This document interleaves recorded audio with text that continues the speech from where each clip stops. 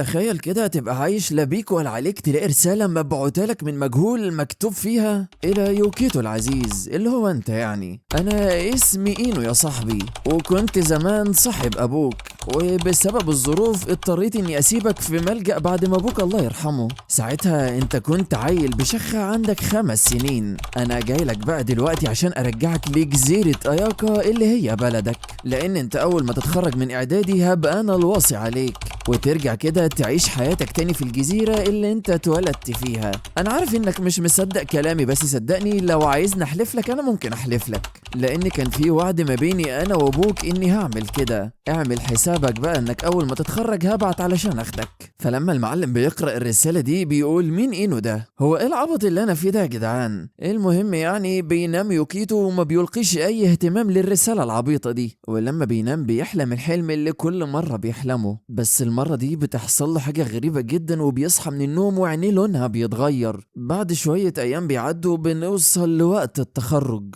وبيحصل اللي يوكيتو عمره ما تخيله، لأن الشخص اللي بيجي يصطحبه بيكون أغرب بني آدم ممكن تشوفه في حياتك، عشانه بيدخله من على سور المدرسة مع انه ممكن يدخله من الباب عادي. فلما الشخص الغريب ده بيشوف يوكيتو بيقول له: ياه ما شفتكش بقالي كتير. اول ما يوكيتو بيشوف الوضع كده بيقول له: انت مين يا عم انت؟ انا معرفكش. اكيد انت غلطان، انا ما بعرفش الاشكال دي، يلا بقى باي من غير سلام. وبيسيبه يوكيتو يمشي. الفكرة بقى انه طول ما هو ماشي المعلم ده عامل له زي فرقع لوز، فلما بيزهق منه بيقول له: طيب ماشي، وبيديله كتف مش قانوني خالص يوقعه من على الجسر في المية. في اللحظة دي بقى بتخرج طاقة غريبة من يوكيتو هو ذات نفسه مش فاهمها، الوحيد اللي بيكون فاهمها الشخص الغريب ده. ومش بس كده، ده بيقدر انه يسيطر عليها، وبيفتح شنطة كده غريبة يحط يوكيتو فيها. ايوه زي ما انت سمعت كده، بيعبيه في الشنطة. بعد شوية بيفوق يوكيتو بيلاقي نفسه على ظهر مركب، وبيكون مع الشخص الغريب ده وبيقول له: احنا رايحين اياكا، البلد اللي انت اتولدت فيها يلا. بيقول له يوكيتو: انت مين يا عم انت؟ انا معرفكش اصلا. بيعرف عن نفسه الشخص الغريب ده وبيقول له: انا يا سيدي اسمي رامي برهومة. لا بهزر معاك، انا اسمي جينجي، تقدر تقول كده زي اخوك الكبير، وده لان ابوك كان المعلم بتاعي. وبينما هما في الطريق بيشوف يوكيتو ان في قطر ماشي على المية. ايوه قطر ماشي على المية، ودي حاجة طبعا اول مرة يشوفها، فهو طول الطريق فاتح بقه من الصدمة والحاجات اللي عمال يشوفها. لما بيوصل للجزيرة بقى هناك بيلاقي ان في ناس مستنياه، والغريب انهم بيكونوا عارفينه. يا ولا يوكيتو كبرت يا ولا وبقى عندك شنب اعدادي. فبيقول لهم: انتوا مين يا جدعان وربنا ما اعرفكم. المهم بتطلع دي هي موكو، الست صاحبة البيت اللي كان يوكيتو عايش فيه زمان، واللي معاها ده عمدة مدينة في الجزيرة اسمها اياكاشيما، عمك اينو الواصي عليك واللي بعتلك الرسالة. ياه انت فين يا عم اينو من زمان؟ المهم بيصطحبوه الى المدينة للمنزل اللي المفروض هيقعد فيه. لما بيوصل هناك بقى بيشوف صورة لوالده، وبيكون معاه جينجي في الصورة، وبتكون دي اول مرة يشوفه لانه مش فاكر اي حاجة. وبيلاقي يوكيتو ان موكو بتقول له: ابوك ده كان حارس نبض مذهل. فبيستغرب هو كده ويقول لها: حارس نبض؟ يعني ايه حارس نبض ده؟ بيرد جينجي ويقول له: الاسم ده بيطلق على ذوي القدرات الغريبة زينا كده. بيقول له يوكيتو: مش هيبقى اغرب من الشنطة الغريبة اللي انت شفطتني فيها دي. بتتضايق موكو وبتقول له: انت ازاي تحط ضيفنا في شنطتك؟ ده انا هعلقك. المهم بيجلس يوكيتو ويبدأ يسألهم على القدرة الغريبة اللي عنده دي، لانهم اكيد يعرفوا عنها بما انهم ناس غريبة زيه. بيتدخل جينجي ويتريق عليه ويقول له: قوة ايه يا ابني؟ ده انت حتى مش بتتقن الاساسيات. وبيكون رد موكو: اكيد انت عندك موهبة مذهلة بما انك ابن المعلم يانجي، سيبك من كلام العبيط ده. بيرد يوكيتو ويقول لها: والله انا اول مرة اسمع الكلام ده. بالمناسبة بقى انا امي فين من كل الحاجات دي بقى؟ بترد موكو وتقول له: اهو السؤال ده صعب ان احنا نجاوبك عليه. وبيقول جينجي: احنا لقينا ابوك جاي شايلك وعمرنا ما شفنا ولا عرفنا امك. بتسكته موكو وبتقول له: يخرب بيت ام كلامك، حسابك معايا بعدين. فبيسألهم ويقول لهم: طب انتوا ايه خلاكوا ترجعوني لهنا تاني؟ ما كنتوا تسيبوني في المدينة. بيرد اينو ويقول له: انا عملت كده علشان وصية ابوك يا ناجي، وهي انه اول ما يموت نبعتك للمدينة تتعلم، وبعد ما تخلص اعدادي زي ما انت خلصت كده نرجعك لهنا تاني. طبعا بعد شوية اقناع كده منهم بيوافق يوكيتو على انه هيقعد في الجزيرة دي، وبيطلعوه علشان يشوف غرفته اللي هيقعد فيها. الغريب بقى انه اول ما بيفتح الشباك بيدخل كائن غريب كده اول مرة يشوفه. بيقطع جينجي عليه اللحظة دي ويقول له دي يا سيدي اسمها ميتاما، وموجود منها كتير على الجزيرة دي. بيحرجه يوكيتو ويقول له الله انت ازاي تتطفل عليا بالطريقة دي؟ بيرد عليه جينجي ويقول له انا عايز افهم بس انت ليه مصمم تحط ما بيننا جدار وتعمل ما بيننا مسافة؟ ما تتعامل عادي كده، بقول لك انا زي اخوك. بيكون رد يوكيتو حصل معايا موقف زمان وانا صغير هو اللي خلاني اتجنب كل الناس. بيقول له جينجي احكي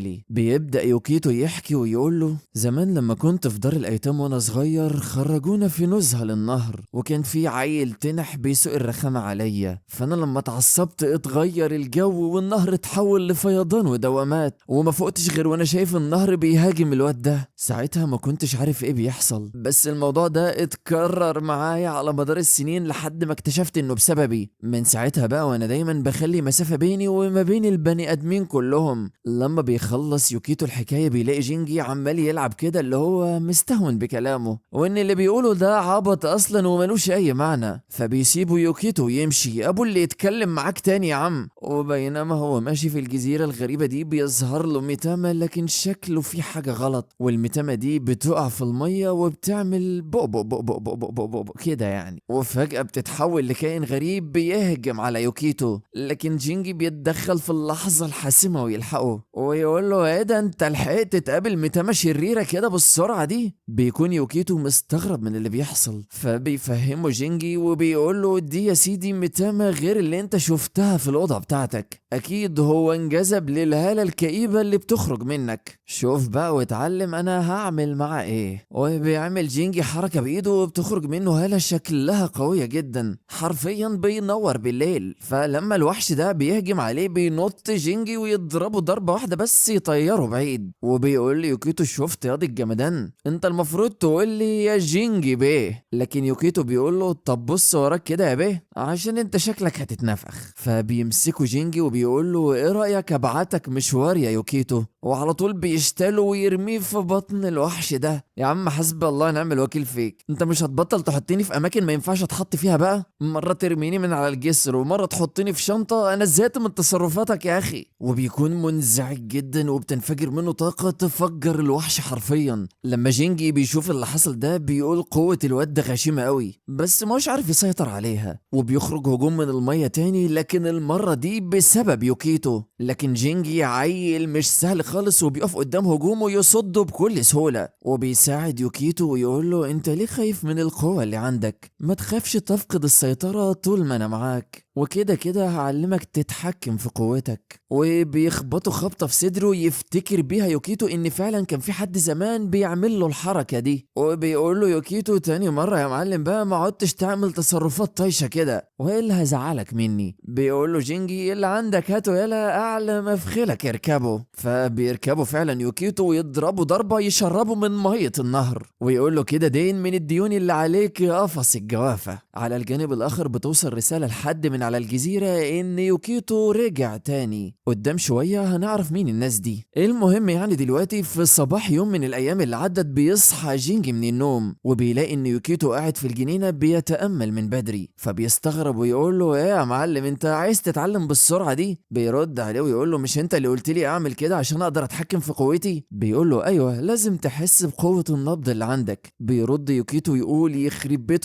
قوة النبض اللي انتوا قرفتوني بيها، انا مش فاهم معناها اصلا، يعني ايه قوة النبض دي يا جدعان؟ بيبدأ جينجي يشرح ليوكيتو عن قوة النبض دي وانها طاقة بتتدفق من تحت جزر اياكا، فاحنا بقى حراس النبض موجودين عشان نخلي الامور دي تحت السيطرة. ده الموضوع باختصار يعني. يلا بقى يا يوكيتو قول لي التعويذة اللي انا علمتها لك كده، وريني انت تقدمت قد ايه. بيبدأ فعلا يوكيتو ينفذ التعويذة اللي هو قالها له. الفكرة بقى انه لما بيعملها بيخرج فقاعة كده صغيرة واحدة وبتفرقع تاني، فبيضحك عليه عليه جينجي ويقول له دي ابسط تعويذة سحر ممكن تتعلمها، انا مش عارف بصراحة اعلمك ايه اسهل من كده. وبيقوم يوريه التعويذة دي بتتعمل ازاي ويقول له بص واتعلم. وبيستخدم جينجي قوته ويشكل المية زي ما هو عايز ويتحكم فيها. بعد ما بيتفشخر على يوكيتو بيسيبه ويمشي عشان يروح يشرب موز بلبن. طبعا هو مش موز بلبن خالص، بس خلينا نقول انه موز بلبن عشان الاطفال وكده. بعد شوية بقى بيرجع جينجي وهو متضايق جدا وبيقول ليوكيتو انا ما عدتش هعرف اشرب موز بلبن تاني لاني بقيت مديون لكل الحانات وعليا فلوس كتير قوي. الدين اللي على المعلم وهو دين على التلميذ برضه، احنا لازم نشتغل يا يوكيتو. بيرد يوكيتو دين ايه وانا مالي يا عم، ان شاء الله عنك ما طفحت موز بلبن. بيغريه جينجي ويقول له ساعدني وهعلمك تقنيات سرية لحراس النبض وهخليك تسيطر على قوتك اللي هربانة منك دي. على الجانب الاخر بنروح لاتنين، واحد منهم اسمه تشاترو والتاني اسمه ياكو، واللي بيكونوا بيبصوا في صندوق اسمه صندوق طلبات العمل. والعمل ده انهم يقاتلوا الميتامة الشريرة مقابل فلوس، وبيقعدوا يتخانقوا على مين هياخد المهمة. لكن بيظهر جينجي وياخد هو طلب العمل ده وبيقول لهم عنكم انتوا بقى سيبولي المهمة دي. بيقولوا له رجع الورقة، احنا عارفين انك مش عايز تساعد ولا نيلة، تلاقيك مفلس وعايز فلوس. بيقول لهم لا لا لا لا لا, لا يا جدعان يا جدعان، ده انا بعمل كده مخصوص عشان اساعد يوكيتو في تدريبه، ابن حارس النبض الاسطوري يا ناجي. وبعد ما اقنعهم بيسيبهم ويمشي. بعد كده وبينما هم ماشيين في طريقهم للمهمة بيسألوا يوكيتو ويقول له هو اللي انت عملته معاهم ده صح اصلا؟ ومين الاتنين دول؟ بيقول له يا سيدي دول مجرد اتنين خدامين من مكان اسمه كاسن، ودايما بيقعدوا يتنافسوا مع بعض مع ان خبرتهم قليلة جدا. على فكرة انت تقريبا في نفس سنهم، انا متأكد انكم هتبقوا اصدقاء في يوم من الايام. المهم يعني بعد شوية بيوصلوا للمكان اللي فيه الميتامة الشريرة، وبيؤمر جينجي يوكيتو انه يقضي عليها حالا. فبيكون يوكيتو مش عارف ازاي وبيكون خايف، واول ما بيبص جنبه بيلاقي جينجي الندل سابه وطلع يجري. يا اخي انا طول عمري بقول عليك عيل ندل. فيوكيتو بيجري وراه وبيقول له المفروض اعمل ايه انا؟ بيرد جينجي ويقول له انا مالي، ده تدريب ليك، المفروض توريني قوتك وتهزمه. وبيكون وحش الميتامة ده عمال يجري وراهم وبيهجم عليهم هجوم يغرقهم في المية. بعد ما بيتغرقوا بيشوفهم عجوز كان قاعد على النهر وبيتريق عليهم وبيقول لهم انتوا ما يعتمدش عليكم، بالذات انت يا جينجي. بعد شوية بيقفوا بعيد يراقبوا الميتامة وبيكونوا مش عارفين هي واقفة ليه، وبيقعدوا هما الاتنين يتجادلوا ويتعازموا على بعض ويزعقوا مين اللي هيهجم عليها الاول، لحد ما الميتامة بتهجم هي عليهم. فبيسيبوا جينجي ويطلع يجري تاني. الفكرة بقى ان الوحش ده بيسيب يوكيتو وبيطلع يجري ورا جينجي وبيقعد ينده على يوكيتو وبيقول له الحقني بالله عليك، تستاهل احسن. ساعتها بيركز يوكيتو وبيجمع قوته كده وبيهجم هجوم يوقع الوحش، وبيستغل جينجي الفرصة ويديله ضربة يخلص عليه. بس يوكيتو بياخد باله من حاجة، وهي ان الوحش ده شبه الوحش اللي بيقدر يستدعيه جينجي بالظبط. فلما بيقول له يوكيتو بيفتكر فعلا جينجي انه كان سهران امبارح هو واصحابه وقام باستدعائه وانساه، فسيطرت عليه ميتامة شريرة. وبينما هم واقفين بيتكلموا بيتحول تاني الميتامة الشريرة وبيهجم على جينجي بس. فبيستعد يوكيتو تاني والمرة دي لازم يبقى هجومه اقوى بقى. فجأة بيظهر حد اسمه هارو وبهجوم جامد بيقدر انه يخلص على الوحش ده. الفكرة بقى انه اول ما بيشوف يوكيتو بيقول له يا ولا يا يوكيتو ليك وحشة بقالي كتير ما شفتكش والله. وبيعرف عن نفسه وبنكتشف ان ده احد تلامذة ابوه برضه. المهم يعني بيعمل هارو ده بقى جلاشة مع جينجي وبيخليه يقف في نص النهر ويلم الزبالة بنفسه، وبيجلس هو ويوكيتو وموكو على مائدة الطعام وبيفهموا هارو عن الميتامة، وان الميتامة دي في العادي بتبقى طيبة وبتتحول لشريرة بسبب الاضطرابات. فشغلتنا بقى يا يوكيتو اننا نرجعها زي ما كانت تاني. خلينا بقى نوقف الاحداث دي لحد هنا وان شاء الله نكملها في الفيديو اللي جاي، لان المعلم يوكيتو داخل على تحديات صعبة جدا. طبعا لو عجبتك الحكاية ما تنساش تكتب لي كومنت تحت وتتأكد انك عامل سبسكرايب علشان نكمل في المحتوى ده. انا بقى جينو ودي قناة جينو انمي، وتقدر دلوقتي تدخل تاخد لفة كده في القناة لو لسه ما اتفرجتش على الفيديوهات اللي هناك. وبس كده، سلام.